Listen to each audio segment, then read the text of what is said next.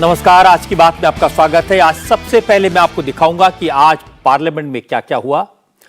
आज विरोधी दलों द्वारा मोदी सरकार के खिलाफ लाए गए नो कॉन्फिडेंस मोशन पर कैसी डिबेट हुई, किसने क्या कहा। आज की हाइलाइट्स बहुत इंटरेस्टिंग है। राहुल गांधी ने अचानक इस डिबेट में पार्टिसिपेट न करने का फैसला किया। निशिकांत दुबे ने सोनिया गांधी के बेटे और दामाद के बारे में क्या कहा। श्रीकांत शिंदे ने हनुमान चालीसा का पाठ क्यों किया। नवनीत राणा ने क्राइम अगेंस्ट विमेन के बारे में कांग्रेस को कैसे घेरा। नारायण राणे ने उद्धव सेना के सांसदों को किस अंदाज में डांटा। गौरव गोगोई ने मणिपुर की क्या तस्वीर पेश की और गोगोई को किरण रिजिजू ने क्या जवाब दिया। रिजिजू ने बताया कि नॉर्थ ईस्ट के लिए मोदी ने क्या क्या किया, मणिपुर के हालात क्या हैं।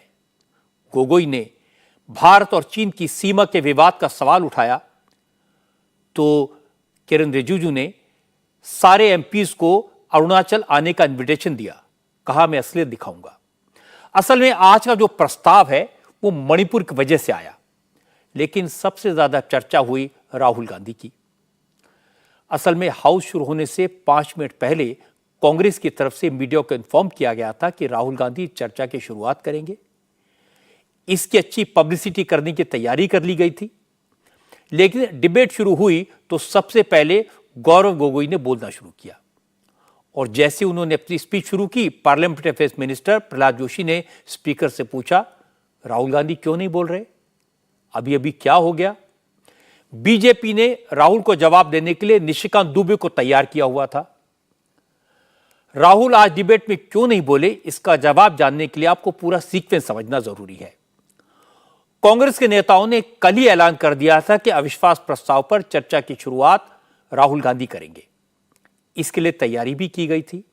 कांग्रेस ने लोकसभा में राहुल के भाषण को लाइव दिखाने के लिए यूट्यूब लिंक क्रिएट कर दिया था। ट्विटर पर इस लिंक को पोस्ट कर दिया गया था। कांग्रेस के तमाम नेताओं ने भी राहुल के भाषण को लाइव सुनने की अपील की थी। कांग्रेस की तरफ से सदन की कार्रवाई शुरू होने से 5 मिनट पहले तक यही हालत थी, लेकिन अचानक लिखित में जानकारी दी गई कि गौरव गोगोई अविश्वास प्रस्ताव पर चर्चा शुरू करने का प्रस्ताव रखेंगे, लेकिन चर्चा की शुरुआत राहुल गांधी करेंगे। तो सबको उम्मीद थी कि मेंबरशिप बहाल होने के बाद आज पहली बार राहुल गांधी सरकार पर तीखा हमला करेंगे। बीजेपी के नेता भी तैयार थे, वो इसका इंतजार कर रहे थे। 12 बजे चर्चा शुरू होनी थी। राहुल गांधी वक्त पर हाउस में पहुंच भी गए, लेकिन चुपचाप अपनी सीट पर बैठे रहे। गौरव गोगोई ने प्रस्ताव रखा और चर्चा की शुरुआत भी कर दी। यह देखकर विपक्ष के नेता थोड़े हैरान थे और बीजेपी के सांसद भी अचरज में पड़ गए। सबको लगा आखिर राहुल गांधी को कांग्रेस ने बोलने का मौका क्यों नहीं दिया। क्योंकि स्पीकर को लिखी गई चिट्ठी की बात पब्लिक डोमेन में थी, इसलिए संसदीय कार्य मंत्री प्रहलाद जोशी ने स्पीकर से पूछ लिया, आखिर क्या हुआ, राहुल गांधी चर्चा की शुरुआत क्यों नहीं कर रहे। अध्यक्ष महोदय, मैं सबसे पहले एक पॉइंट सर सुबह जहां तक मैं जानता हूं, सुबह आपके ऑफिस में एक चिट्ठी आया था सेक्रेटरी जनरल के ऑफिस में, श्री राहुल गांधी जी गौरव गोगोई के स्थान पर बोल रहे हैं। क्या हुआ सर, हम तो राहुल गांधी जी के भाषण सुनने के लिए हम उत्सुक है सर, हम उत्सुक है राहुल गांधी का। राहुल क्या हो गया ऐसे, क्या एकदम सुबह सर 11:55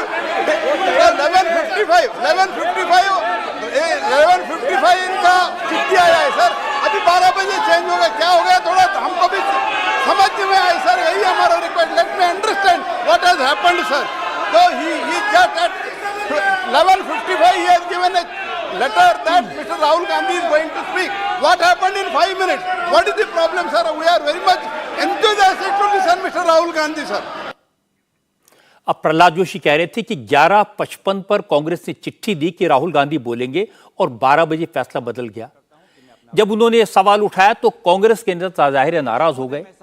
गौरव गोगोई ने कहा कि स्पीकर के चैम्बर में क्या बात हुई, इसे सार्वजनिक करना गलत है। इस तरह तो वो भी बहुत कुछ बता सकते हैं।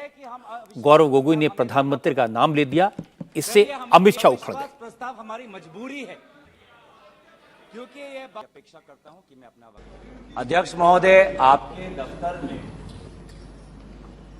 अगर क्या हो रहा है, क्या दरखास्त दी गई है, आप खुद ही आप इस सदन के रक्षक हैं।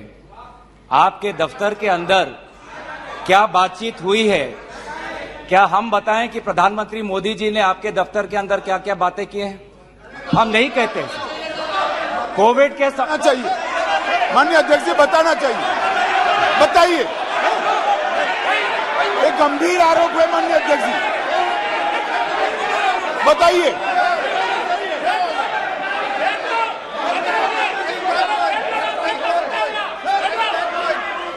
सर, प्रधानमंत्री जी का लेंगे आप, प्रधानमंत्री जी का नाम लेते हुए और चेयर का नाम लेते हुए ऐसा अनाप शनाप आरोप नहीं लगा सकते।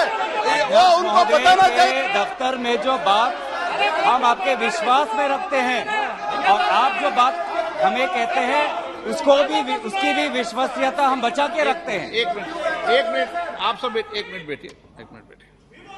एक मिनट मैं बैठा हूं ना। माननीय सदस्य,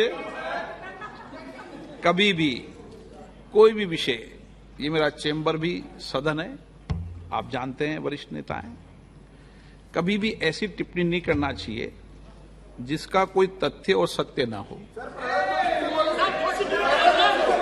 मेरा कहना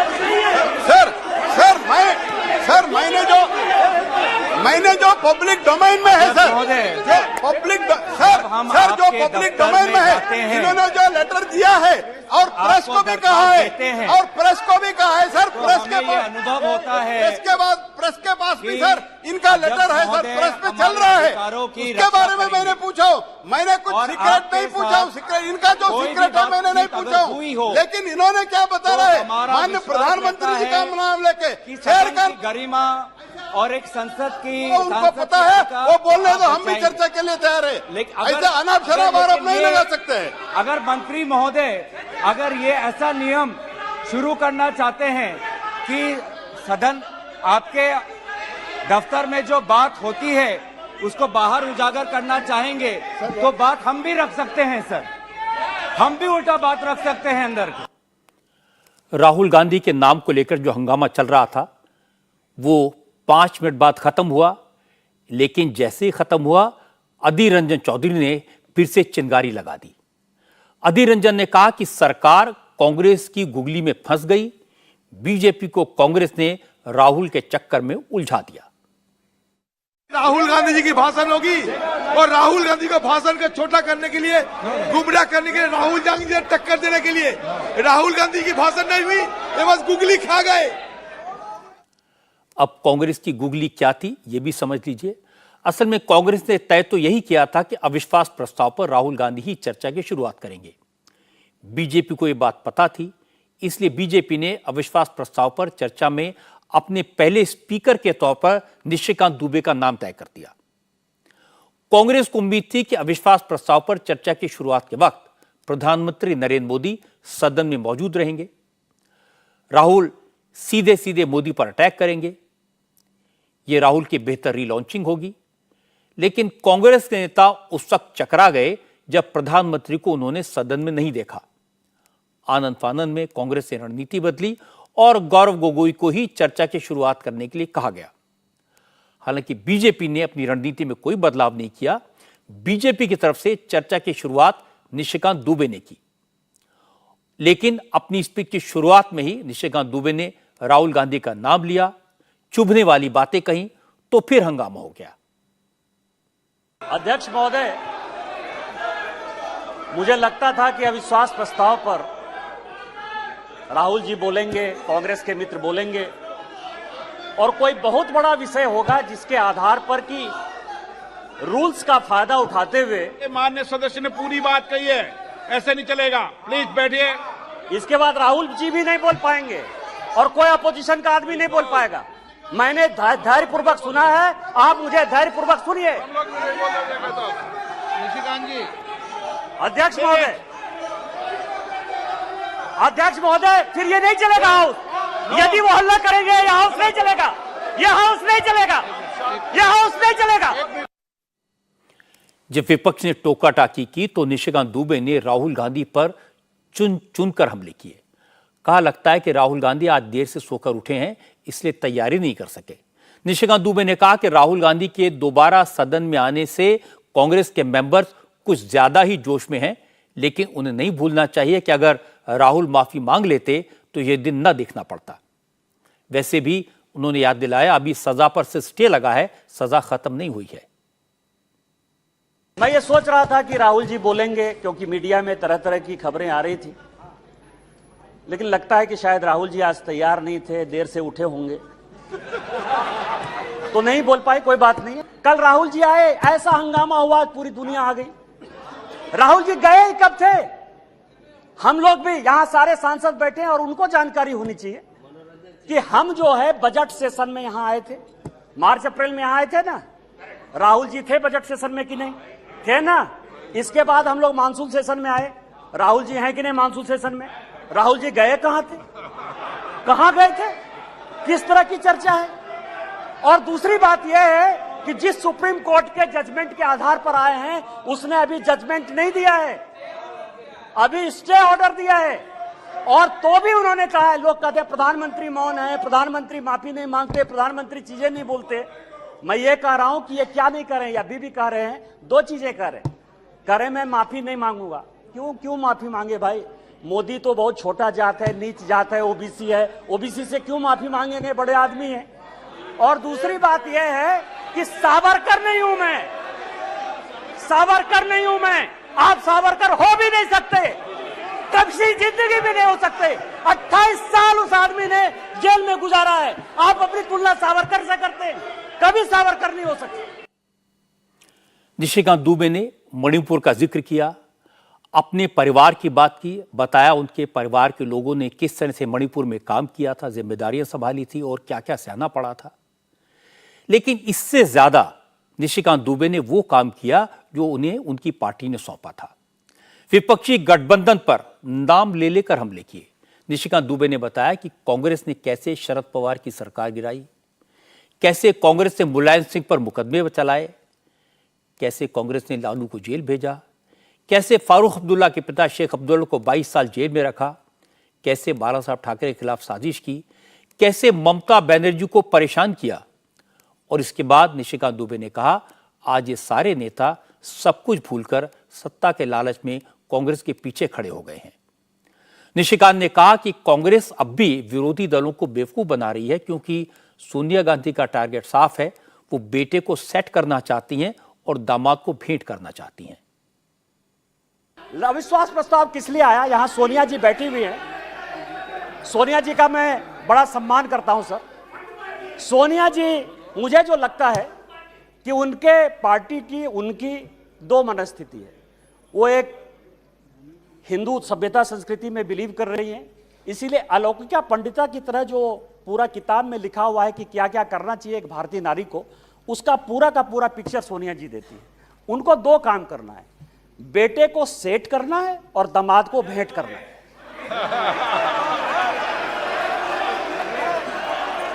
अरे जिसका नेम ले रहा है वो बोले ना, जिसका नेम ले रहा है वो बोले, ये लोग क्यों बोल रहे हैं? जो अविश्वास प्रस्ताव है सर, ये अविश्वास प्रस्ताव का जो मूल मंत्र है कि बेटे को जो है सेट करना है और दामाद को भेंट करना है। दामाद जी हैं, दामाद जी के नाम पर कौन दामाद? कोई भी दामाद हो सकता है।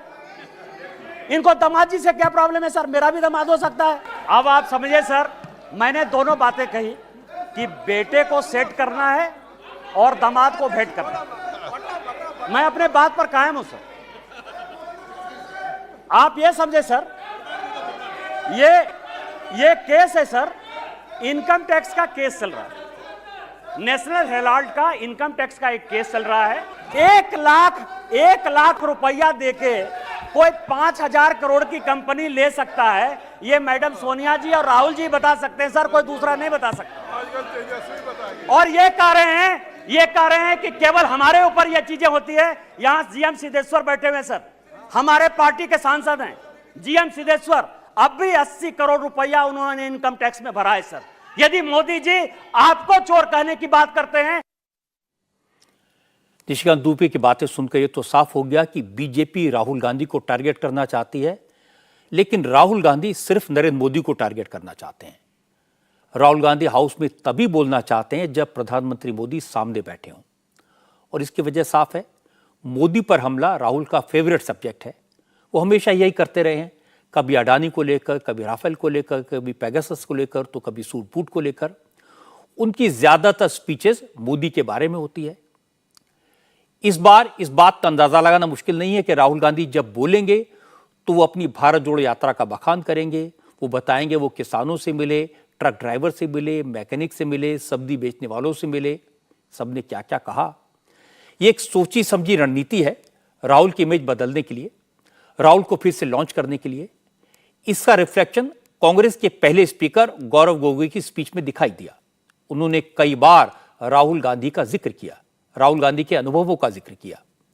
लेकिन कहना होगा कि गौरव गोगोई ने मणिपुर में हुई हिंसा के बारे में डिटेल में बात की, वहां के हालात के बारे में चर्चा की।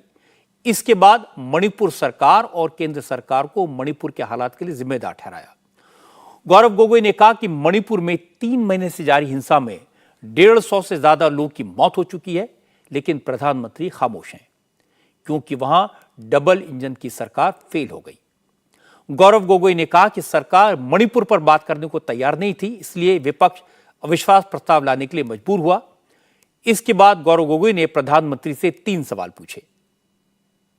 सवाल पहला कि आज तक वो मणिपुर क्यों नहीं गए?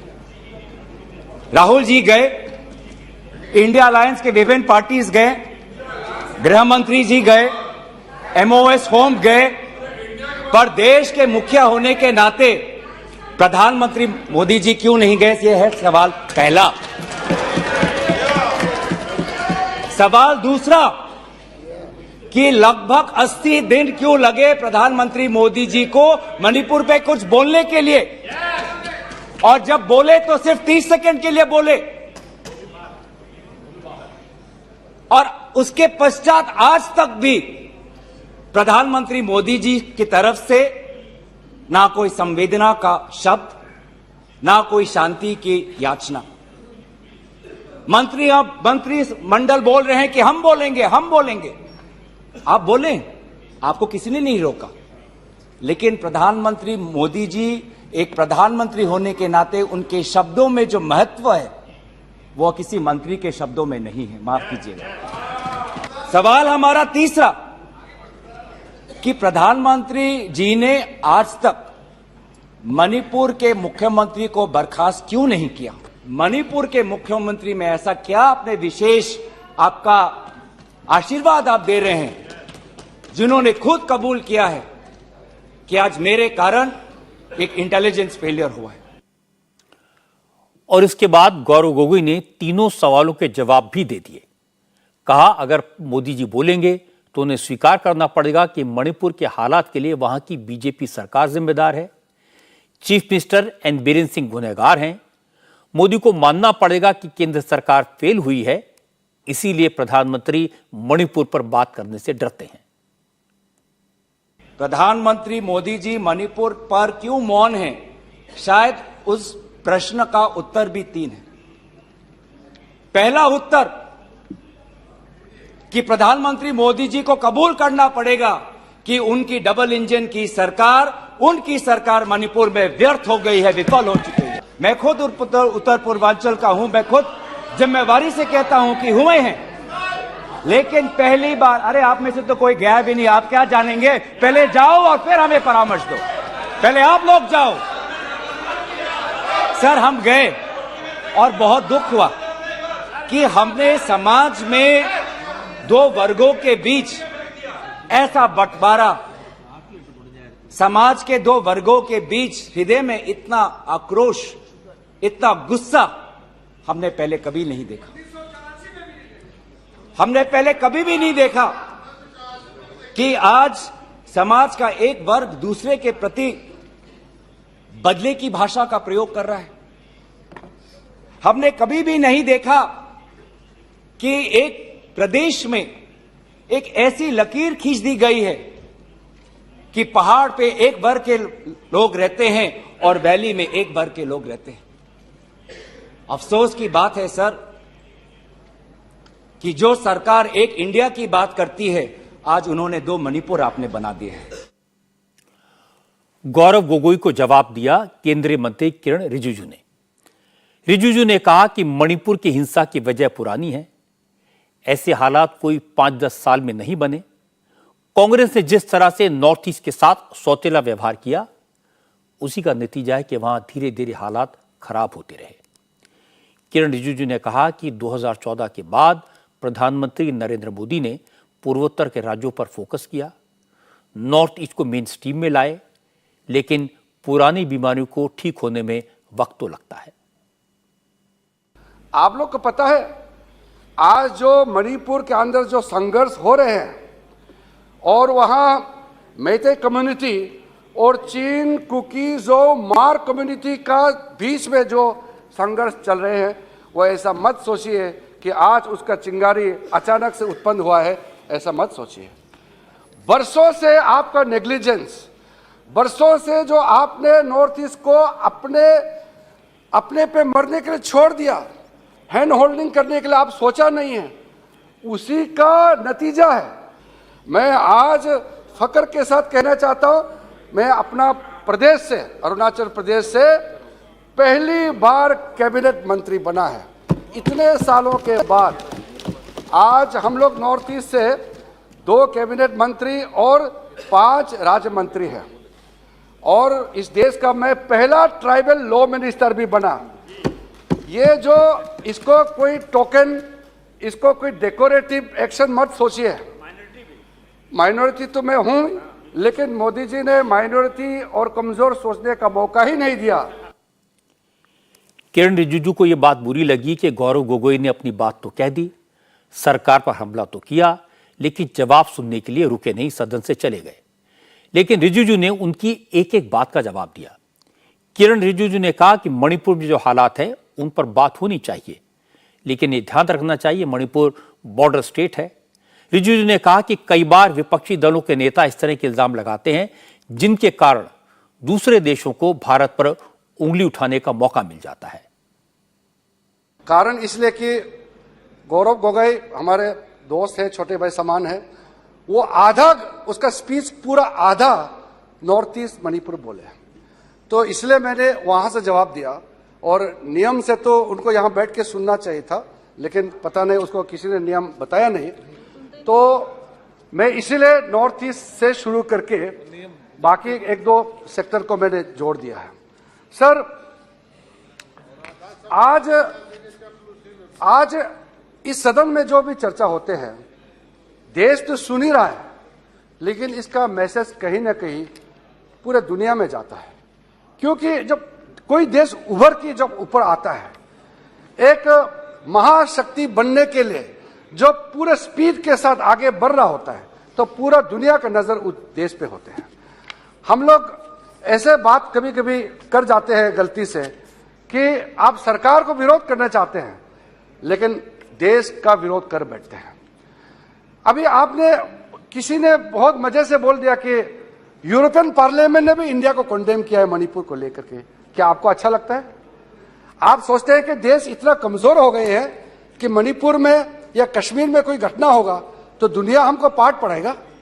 वो दिन चले गए हैं कि विदेश के ताकतें भारत को बताते हैं कि क्या करना है, क्या नहीं करना है। ये नया युग है, न्यू इंडिया है। मोदी जी के नेतृत्व में पूरा देश अपना रास्ता, अपना भविष्य खुद तय करेगा। कोई विदेशी ताकत हमारा देश का जो इंटरनल अफेयर्स में हस्तक्षेप नहीं कर सकते हैं। विपक्ष ने चर्चा तो की थी मणिपुर के लिए, अविश्वास प्रस्ताव तो लाए थे मणिपुर के लिए, लेकिन जब बहस शुरू हुई तो ज्यादातर झगड़ा सियासी हो गया। लोकसभा में आज हनुमान चालीसा पढ़ी गई, हिंदुत्व की बात हुई, असली नकली हिंदुत्व पर बहस हुई और हिंदुत्व के नाम पर औकात दिखाने की बात भी निकली। एकनाथ शिंदे की शिवसेना और उद्धव ठाकरे की शिवसेना के सांसदों के बीच इस बात पर बहस हो गई कि असली हिंदू कौन है, कौन हिंदुत्व की सियासत पर चल रहा है। मैं एक एक करके आपको सब दिखाऊंगा। जैसे एकनाथ शिंदे के बेटे श्रीकांत शिंदे ने उद्धव ठाकरे के हिंदुत्व पर सवाल उठाया तो किसने पूछ लिया उन्हें हनुमान चालीसा याद है कि नहीं, या फिर ऐसे ही हिंदुत्व का नारा लगा रहे हैं। श्रीकांत शिंदे को चुनौती मिली तो उन्होंने बिना देर किए सदन में हनुमान चालीसा का पाठ किया। आज हनुमान चालीसा भी पढ़ने पर जो है महाराष्ट्र में निशिकांत जी रोक थी। जो हनुमान चालीसा, मुझे पूरी हनुमान चालीसा आती है। जय हनुमान ज्ञान गुण सागर, जय कपिसति जो लोक जागर, रामदूत अतुलित बलधामा, अंजनी पुत्र पवन सुत नामा, महावीर विक्रम बजरंगी, कुमति निवार सुमति के संगी, कंचन वरण विराज सुबेसा, कानन कुंडल कुंचित केसा, हाथ वज्रो ध्वजाउ राजे, कांध मूज जनेऊ साजे, कंठ शंकर सुवन केसरी नंदन, तेज प्रताप महाजगवंदन, विद्यावान गुणी अति चातुर, राम काज करे बिको आतुर। चलिए पूर्ण कीजिए। हम बाला साहब के विचारों पर चलने वाले लोग हैं, हिंदुत्व पर चलने वाले लोग हैं। श्रीकांत शिंदे ने सदन में हनुमान चालीसा का पाठ किया तो अमरावती से निर्दलीय सांसद नवीर राणा का चेहरा खिल गया, क्योंकि मुंबई में हनुमान चालीसा का पाठ करने पर उद्धव ठाकरे की सरकार ने उन्हें 14 दिन तक जेल में रखा था। नवीर राणा ने कहा उन दिनों को याद करके वो आज भी सिहर जाती हैं, लेकिन अब महाराष्ट्र में ऐसी धर्म विरोधी सरकार नहीं रही। अब तो लोकसभा में भी हनुमान चालीसा पढ़ने से कोई नहीं रोक सकता। हमारे आज एमपी हमारे कलीग ने महाराष्ट्र से श्रीकांत जी ने हनुमान चालीसा इधर पठन करके दिखाया। हमारे महाराष्ट्र में भी एसटी महामंडल में काम करने वाली महिलाएं, मैं सांसद नहीं, सांसद एक तरफ और महिला होने के नाते जब मैंने सिर्फ अनाउंस किया, मला भीती वाटत नव्हती श्रीकांत जी। आज जब आप यहाँ पे हनुमान चालीसा का पठन कर रहे थे, सिर्फ मैंने नाम लिया था कि हनुमान चालीसा पठन करूंगी, तो घर से घसीट के 14 दिन जेल में और 2 दिन लॉकअप में रखा था। पर आज मोदी जी की सरकार है, ये पार्लियामेंट में ऐसा अत्याचार कोई किसी पे करेगा नहीं। मैं पूछती हूँ कि राजस्थान में जहां पर विपक्ष की सरकार है, जब एक लड़की के साथ इतनी बुरी तरीके से व्यवहार होता है, अत्याचार होता है, तो विपक्ष का डेलीगेशन आज तक राजस्थान क्यों नहीं गया? पार्लियामेंट के विपक्ष के इन्होंने उत्तर देना चाहिए। ये मोदी जी को पूछते हैं वो मौन क्यों हैं। मैं विपक्ष को पूछती हूं राजस्थान की घटना पे विपक्ष मौन क्यों है। सबने अपने अपने हिसाब से बहस की। चूंकि निशाना उद्धव ठाकरे की शिवसेना पर लगाया गया था, इसलिए उनकी पार्टी के सांसदों ने भी जवाब दिया। अरविंद सावंत को बुरा लगा, उन्होंने ऐतराज जताया। अरविंद सावंत ने कहा कि नए नए हिंदू बने लोग उन्हें और उनकी पार्टी को हिंदुत्व का पाठ न पढ़ाएं, क्योंकि जो लोग बाला साहब की शिवसेना को छोड़ गए वो भगोड़े हिंदुत्व की बात न करें तो बेहतर होगा। वो हमें हिंदुत्व सिखा रहे हैं, हम पैदाइशी है, ये हमें हिंदुत्व सिखा रहे। हिंदुत्व में भगोड़े नहीं होते, भगोड़े नहीं होते। जो लोग भगोड़े हैं वो भगोड़े क्या बोलेंगे? जिनके पास इतना दम होता, उनके पास इतना दम होता।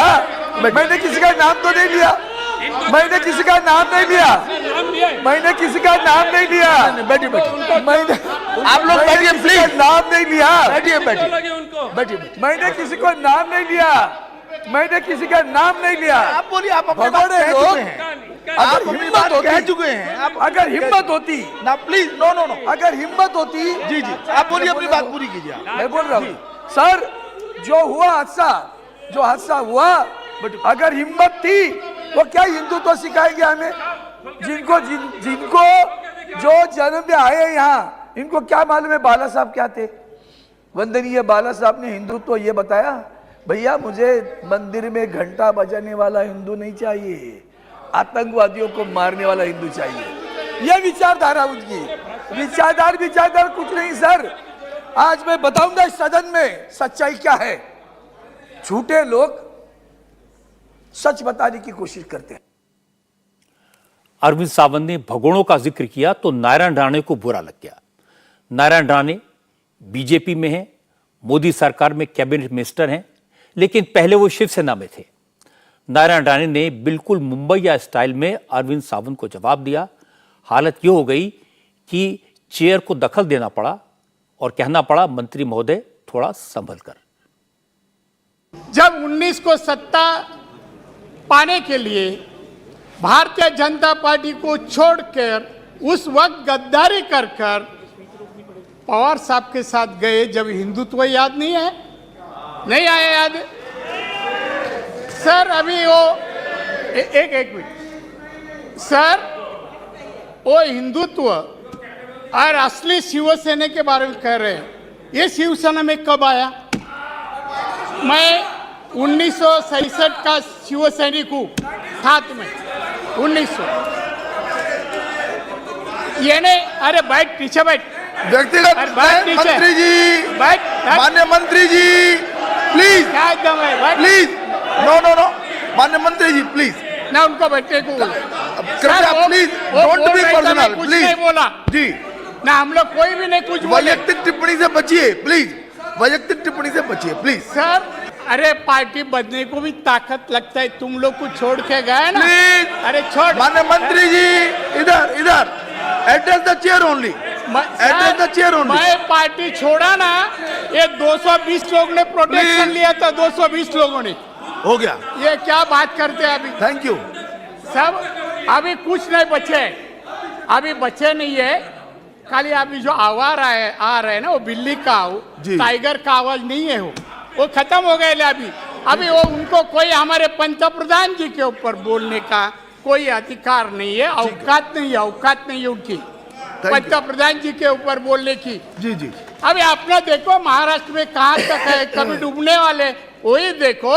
मगर भारतीय जनता पार्टी और माननीय पंतप्रधान जी हमारे माननीय अमित शाह, इनके ऊपर उंगली भी बताए ना, थैंक यू, तो तुम्हारी औकात में निकालूंगा क्या असलियत है। इधर इधर। जिसमें इस तरह की नोकझोंक हुई, राजेंद्र अग्रवाल स्पीकर की कुर्सी पर थे। उन्होंने मामला संभालने की कोशिश की, कहा भाई बरसात का मौसम है, थोड़ी बहुत बादलों की गड़गड़ाहट होती है, बूंदाबांदी होती है, इसलिए ज्यादा चिंता नहीं करनी चाहिए। लेकिन आज सबसे बड़ा सवाल यह था कि विरोधी दल अविश्वास प्रस्ताव क्यों लेकर आए। आमतौर पर अविश्वास प्रस्ताव तब लाया जाता है जब लगे कि सरकार सदन का विश्वास खो चुकी है।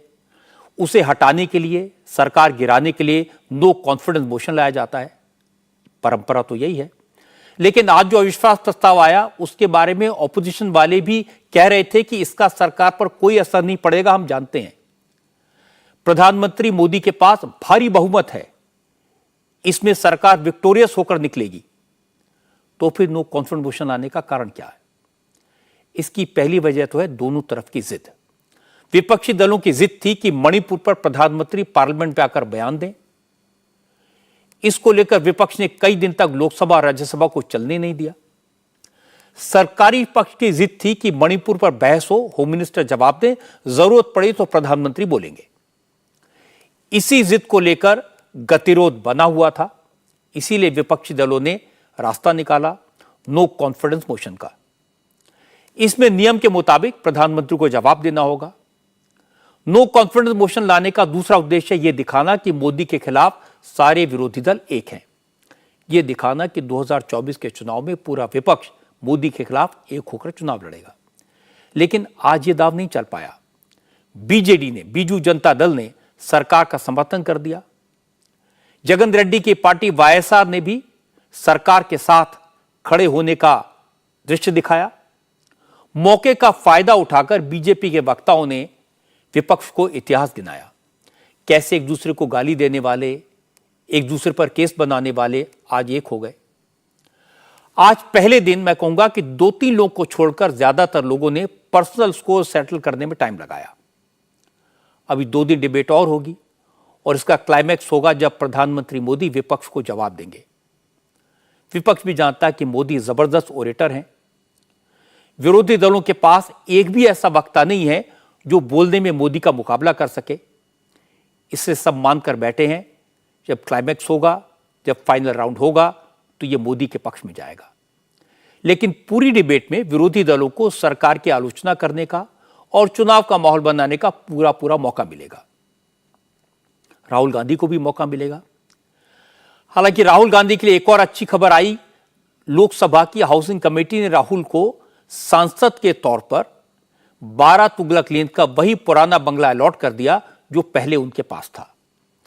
राहुल को कल लोकसभा की मेंबरशिप मिली, आज घर वापस मिल गया। हालांकि राहुल 12 तुगलक लेन का बंगला लेना चाहेंगे या नहीं, इसके बारे में उन्हें 8 दिन में फैसला करना है। अगर राहुल गांधी हाउस कमेटी के इस प्रस्ताव को नामंजूर करते हैं तो फिर उनके लिए दूसरा घर अलॉट किया जाएगा। इंटरेस्टिंग बात यह कि लोकसभा में ऑपोजिशन अलायंस मोदी सरकार को हिंदुत्व के मुद्दे पर घेर रहा है, लेकिन मध्य प्रदेश में कांग्रेस के बड़े नेता कमलनाथ हिंदुत्व के रास्ते पर चल रहे हैं। कमलनाथ हिंदू राष्ट्र का नारा लगाने वाले बागेश्वर धाम वाले धीरेन्द्र शास्त्री की कथा करवा रहे हैं।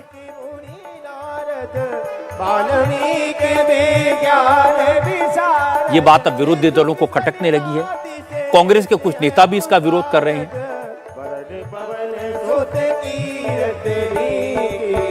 लेकिन कमलनाथ ने साफ साफ कह दिया कि वो बजरंगबली के पुराने भक्त हैं, उनकी भक्ति से किसी के पेट में दर्द क्यों हो रहा है। असल में हुआ यह कि आज आरजेडी के नेता शिवानंद तिवारी ने और मध्य प्रदेश कांग्रेस के कुछ नेताओं ने छिंदवाड़ा में धीरेन्द्र शास्त्री की कथा पर सवाल उठाए। शिवानंद तिवारी ने कहा कि कमलनाथ एक ऐसे व्यक्ति की आरती उतार रहे हैं जो हिंदू राष्ट्र का प्रबल समर्थक है। कांग्रेस को कमलनाथ को समझाना चाहिए, उनसे सफाई मांगनी चाहिए, क्योंकि विरोधी दलों के अलायंस में इस तरह की हरकतें बर्दाश्त नहीं की जाएंगी। धीरेन्द्र शास्त्री घोषित रूप से हिंदू राष्ट्र के प्रबल समर्थक हैं। वो पटना भी आए थे और पटना में भी उन्होंने कहा था कि इस देश को हिंदू राष्ट्र बनाना है। यहां तक कि कल यज्ञ के पहले एक दिन पहले तक उनका बयान है कि इस देश को हिंदू राष्ट्र बनाना है। वहां कमलनाथ जी गए, कमलनाथ जी ने उनकी आरती उतारी और उसके बाद जो है मैंने जब कांग्रेस पार्टी के अंदर से विरोध हुआ तब उन्होंने कहना शुरू किया कि पता नहीं क्यों लोगों के पेट में दर्द हो रहा है। हम कांग्रेस पार्टी के नेताओं से अनुरोध करेंगे, भाई महागठबंधन बना हुआ है, मैंने नेताओं को, महागठबंधन के नेताओं को ये नागवार गुजर रहा है कि इस तरह का हम करें। मैंने एक हिंदू राष्ट्र बनाने वालों का हम सत्कार करें, उसका स्वागत करें, उसको महिमा मंडित करें और उसके बाद हम ये बात करें कि देश जो है संविधान से चलेगा। यह अंतर विरोध किसी को पच नहीं रहा है। इसलिए कांग्रेस पार्टी के आला कमान से अनुरोध है कि इस मामले में वो सफाई दें, कमलनाथ जी से भी कैफियत तलब करें। ऐसा कहने वाले शिवानंद तिवारी अकेले नहीं हैं। मध्य प्रदेश कांग्रेस के सीनियर लीडर और मध्य प्रदेश में विपक्ष के नेता गोविंद सिंह राजपूत भी धीरेन्द्र शास्त्री के कथा को सही नहीं मानते। गोविंद राजपूत ने भी बिना नाम लिए कमलनाथ पर हमला किया। उन्होंने कहा कि राजनीति में धर्म का इस्तेमाल ठीक नहीं है, भक्ति व्यक्तिगत आस्था का मामला है, इसलिए उसे घर तक सीमित रहना चाहिए। मेरी तो मान्यता व्यक्तिगत है कि राजनीति में रहने वाले व्यक्ति को अपने अपने धर्म का निष्ठा के अनुसार पूजा पाठ करे, कथा कराए, लेकिन राजनीति में धर्म का उपयोग करना मैं उचित नहीं मानता। जो करते हैं वो मैं उसकी इस मत से सहमत नहीं हूँ। राजनीति में उपयोग तो करिए, अपने पूजा पाठ कर रहे घर में ले जाके घर में ले जाए। अगर वो धर्म के नाम पर वोट मांगे, धर्म के नाम पर वोट दो, भाजपा मांगे। कांग्रेस के एक और लीडर आचार्य प्रमोद कृष्णम ने कमलनाथ के हिंदुत्व पर सवाल उठाए। प्रमोद कृष्णम ने कहा कि जो हिंदुत्व नफरत फैलाने वाला है, कांग्रेस उस रास्ते पर नहीं चलेगी। सत्ता हासिल करने के लिए उसूलों को ताक पर नहीं रखा जा सकता। सिद्धांतों को ताक पर रख करके हमें सत्ता नहीं चाहिए। जो महात्मा गांधी का हिंदुत्व है, कांग्रेस उस रास्ते पे चलेगी जो किसी को भी किसी के दिल को दुखाने की अनुमति नहीं देता। हमें वो हिंदुत्व चाहिए। जो देश को मजबूती देता, हमें वो हिंदुत्व चाहिए। जो आपस में प्यार सद्भावना का वातावरण पैदा करता, हमें वो हिंदुत्व चाहिए। विश्व बंधुत्व का उद्घोष जो करता, हमें वो हिंदुत्व चाहिए। वसुधैव कुटुंबकम का सूत्र जो दुनिया को जिसने दिया, हमें वो हिंदुत्व चाहिए। हमें बजरंग दल, आरएसएस, बीजेपी जो ये हिंदुत्व की नकली परिभाषा गढ़ते हैं, हमें ये हिंदुत्व नहीं चाहिए। ऐसा नहीं कि कमलनाथ को इस तरह के विरोध की जानकारी नहीं है, लेकिन उन्होंने साफ कर दिया कि जिसको जो कहना है कहता रहे, उन्हें जो सही लगा वही करेंगे। कमलनाथ ने कहा कि भारत को हिंदू राष्ट्र कहना कौन सी गलत बात है। जिस देश में 80% हिंदू रहते हो, वो तो वैसे हिंदू राष्ट्र है। जहां तक राजनीति में धर्म के इस्तेमाल का सवाल है, तो उनकी भक्ति नई नहीं है। उन्होंने 15 साल पहले बजरंगबली की सबसे बड़ी मूर्ति की स्थापना की थी। अब लोगों की डिमांड पर धीरेन्द्र शास्त्री की कथा करवा दी तो कौन सा पाप कर दिया? तो वो क्या हिंदू पैदा कर दें? विश्व में जिस देश में इतनी बड़ी परसेंटेज हो वहां कोई बहस की बात है? ये तो है कि 80% अगर हिंदू हैं तो हम कहें कि ये हिंदू राष्ट्र है, ये कहने की क्या आवश्यकता है? ये तो आंकड़े बताते हैं। मैंने तो 15 साल पहले हनुमान मंदिर बनाया था, लेकिन आज बनाया है तो ये तो कोई चुनाव के लिए बनाया है। मैंने तो इसकी पब्लिसिटी भी नहीं करी थी, पर जो है सामने लोगों को दिख रहा है कि सबसे बड़ा हनुमान मंदिर छिंदवाड़ा में 15 साल पहले बना था। तो ये अब इसका स्पष्टीकरण चाहते हैं, भावना से बनाया। कमलनाथ ने सवाल उठाने वालों को करारा जवाब दे दिया, लेकिन अब चुनाव का मौका है। कांग्रेस के नेता कमलनाथ पर सवाल उठा रहे हैं तो बीजेपी को मौका मिला। शिवराज सिंह चौहान ने कहा कि कांग्रेस कंफ्यूज्ड है और कमलनाथ को समझ नहीं आ रहा कि वो इधर जाएं या उधर जाएं। कांग्रेस कंफ्यूज है और कई चीजों के लिए मजबूर है। जो लोग कभी राम भगवान का नाम लेने से परहेज करते थे,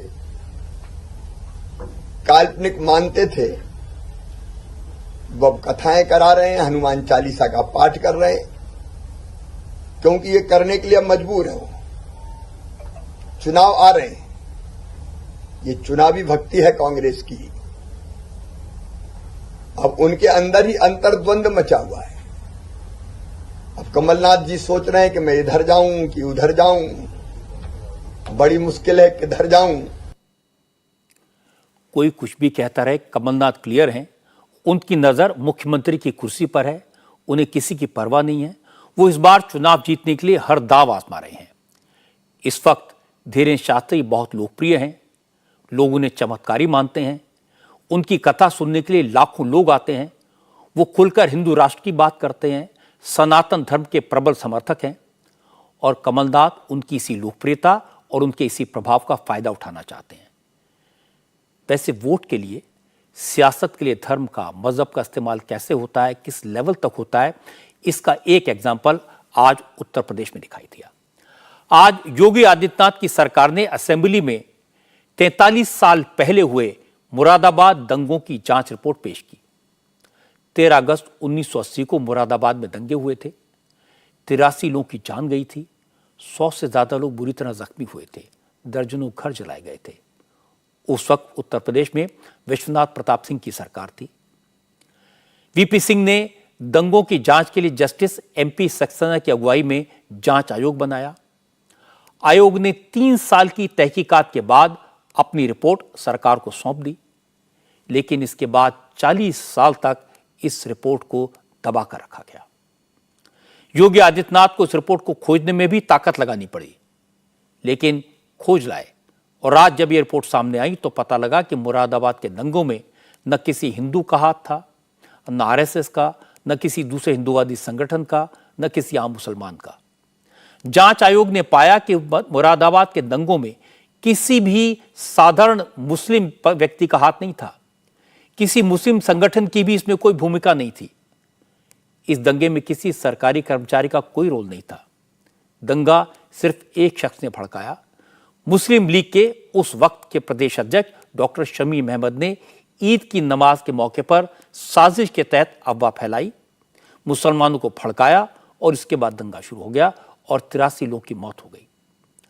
आज जब 43 साल पुराने दंगे का सच सामने आया तो समाजवादी पार्टी के नेताओं ने कहा, अब गड़े मुर्दे उखाड़ने की क्या जरूरत। योगी आदित्यनाथ की सरकार रोजगार, महंगाई और विकास के मुद्दों पर सवालों से बचना चाहती है, इसलिए 43 साल पुराने दंगे की रिपोर्ट निकाल कर लाई है।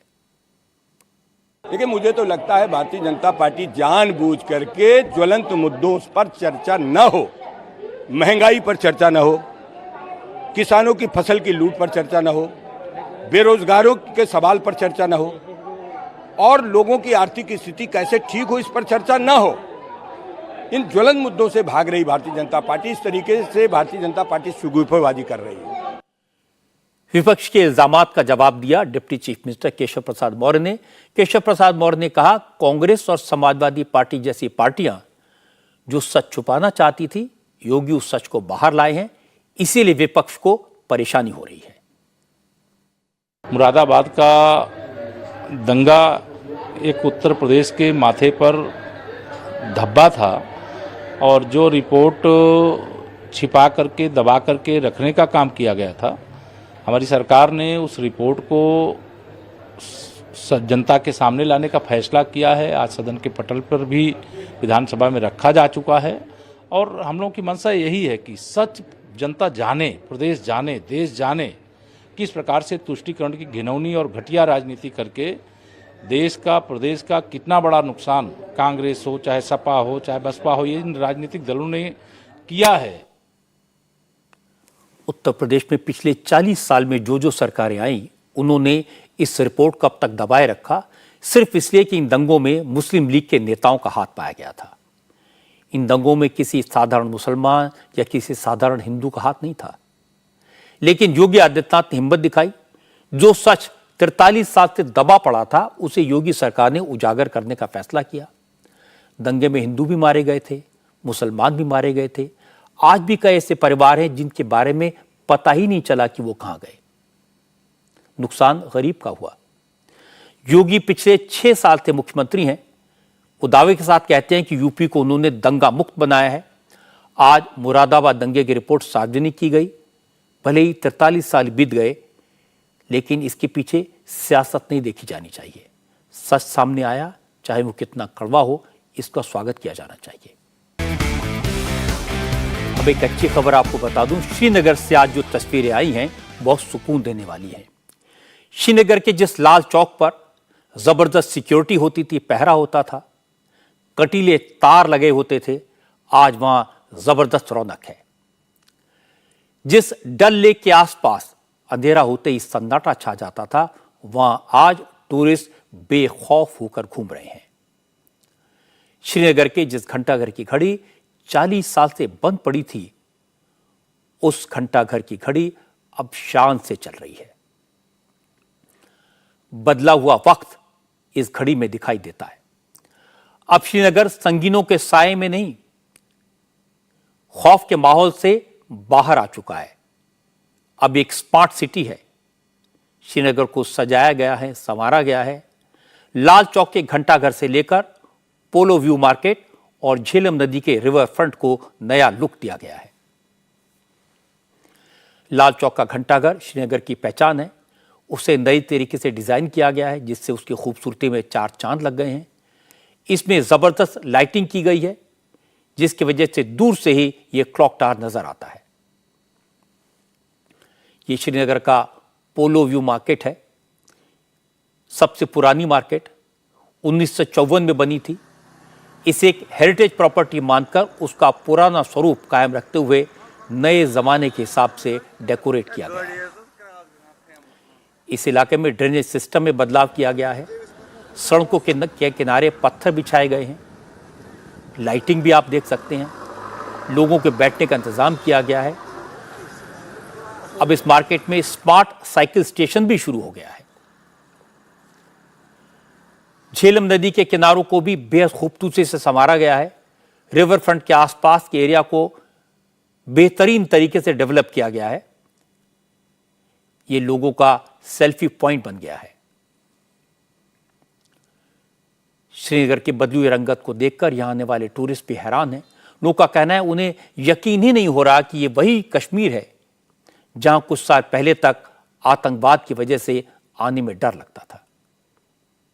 कश्मीर के बारे में जो हम लोग सुनते हैं, ऐसा बिल्कुल नहीं है। यहाँ के लोग बहुत अच्छे हैं, यहाँ का माहौल बहुत अच्छा है। हम तो यही कहेंगे सभी को आना चाहिए, यहाँ पे घूमना चाहिए। यहाँ पे कोई भी ऐसा बात नहीं है जैसा हम लोग सुनते आते हैं। एक टाइम था कि यहाँ पे आने से लोग डरते थे और कोई आ नहीं पाता था, और आज रिलैक्स होके जिस माहौल में जिस तरीके से यहाँ पे लोग सेल्फी ले रहे हैं, बाकी बहुत सारे चेंजेस हो गए हैं। तो एक ऐतिहासिक प्लेस पे आके हम लोगों को बहुत अच्छा फील हो रहा है। मार्केट काफी अच्छा है यहाँ का और काफी सुंदर प्लेस है। सुना था तो आज देख रही हूँ। अच्छा क्लॉक टावर बहुत ही अच्छा बना हुआ है, इसमें 4 चांद ही लग गया है, काफ़ी खूबसूरत है।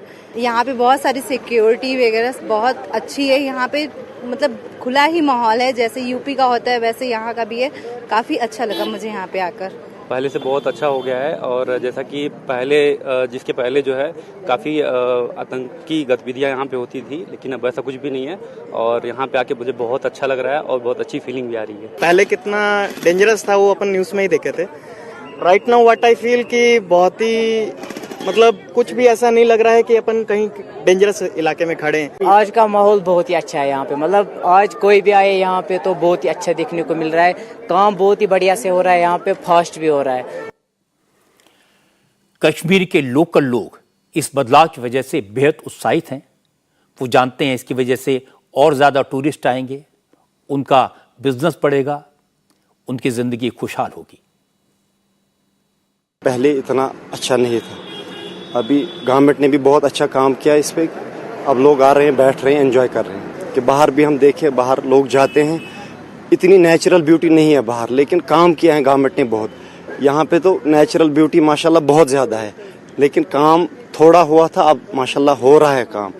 तो इंशाल्लाह उम्मीद है कि आगे भी काम होगा इंशाल्लाह। काफ़ी इजाफा हुआ, इसकी खूबसूरती जो है इसमें मज़ीद इजाफा हुआ है बहुत। हालांकि जो डेवलपमेंट हुई है उससे हमें काफ़ी जो फ़ायदे हासिल होंगे आने वाले समय में भी।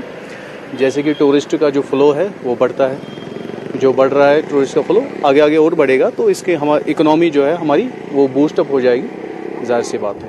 सारे में देखें, ये स्मार्ट सिटी तो अच्छा बना रहे हैं, काम अच्छा कर रहे हैं। It's going well for Srinagar, अच्छा चल रहा है, ठीक है। ज़्यादा बिजनेस होना चाहिए क्योंकि बहुत कुर्बानियाँ दी हुई हैं। मतलब अभी हर एक बोल रहा है कि काम अच्छा हो रहा है, हर एक के लिए ठीक है। कश्मीर के लोग, वहां जाने वाले टूरिस्ट गवाह हैं इस बात के कि अगर सरकार की नीति सही हो, नीयत साफ हो, तो बदलाव तो होता है। श्रीनगर की तस्वीरें ये बयां करती हैं। सिर्फ सजावट नहीं हुई, कश्मीर के लोगों की जिंदगी पर भी इसका असर पड़ा है। मैं कुछ फिगर्स आपको बताता हूं, जानकर आपको हैरानी होगी। जिस कश्मीर में जाने से टूरिस्ट घबराते थे, उस कश्मीर में पिछले साल 1,88,00,000 टूरिस्ट पहुंचे हैं। इस साल 7 महीने में 1,27,00,000 टूरिस्ट कश्मीर पहुंच चुके हैं और उम्मीद तो यह है कि इस साल कश्मीर में 2.25 करोड़ सैलानी पहुंचेंगे। टूरिज्म कश्मीर के लोगों का आमदनी का जरिया था। बड़ी संख्या में टूरिस्ट पहुंच रहे हैं, वहां के लोगों में विश्वास पैदा हुआ है और यह विश्वास पैदा करने का, कश्मीर के हालात को सुधारने का पूरा श्रेय जम्मू कश्मीर के लेफ्टिनेंट गवर्नर मनोज सिन्हा को मिलना चाहिए। अब मैं आपको कर्नाटक के कोप्पल से आई कुछ तस्वीरें दिखाता हूं जो आपको हैरान कर देंगी। आज पूरा शहर सिक्योरिटी फोर्सेस से रिटायर हुए एक जवान का स्वागत करने के लिए कैसे रेलवे स्टेशन पहुंच गया। बीएसएफ के जवान नागबसैया हिरेमठ 23 साल की सेवा के बाद बॉर्डर सिक्योरिटी फोर्स से रिटायर हुए। कोप्पल पहुंचने पर लोगों ने उनका जबरदस्त स्वागत किया। जब हिरेमठ स्टेशन पर पहुंचे तो सैकड़ों लोग उनका इंतजार कर रहे थे। ट्रक में स्वागत यात्रा निकाली गई। नागबसैया हिरेमठ बीएसएफ में हवलदार के पद से रिटायर हुए। 23 साल तक देश की सेवा की। ट्रेन से नागबसैया हिरेमठ जब गांव पहुंचे, रेलवे स्टेशन पर उनको रिसीव करने के लिए सैकड़ों गांव वाले मौजूद थे। स्वागत करने वालों में पुलिस के अफसर भी थे, जिला प्रशासन के लोग भी थे। रेलवे स्टेशन से खुली गाड़ी में जुलूस निकाला गया। लोगों ने रास्ते में अपने अपने घरों को सजाया था। जगह जगह इस वीर जवान के स्वागत की भव्य तैयारी की गई थी। बीएसएफ में हवलदार रहे नागबसैया हिरेमठ गांव के बच्चों के बीच भी गए। देश के इस वीर को अपने बीच पाकर बच्चे उत्साहित थे। ऐसी तस्वीरें गर्व से भर देने वाली हैं। सरहद की रक्षा करने वाले हमारे जवानों का ऐसा स्वागत जब गांव लौटने पर होता है, ये सोचकर जोश आता है और जवानों का जज्बा, उसे लोगों का सलाम देखकर जाहिर है जवानों का उत्साह भी बढ़ता है। कर्नाटक के कोप्पल में यह पुरानी परंपरा है।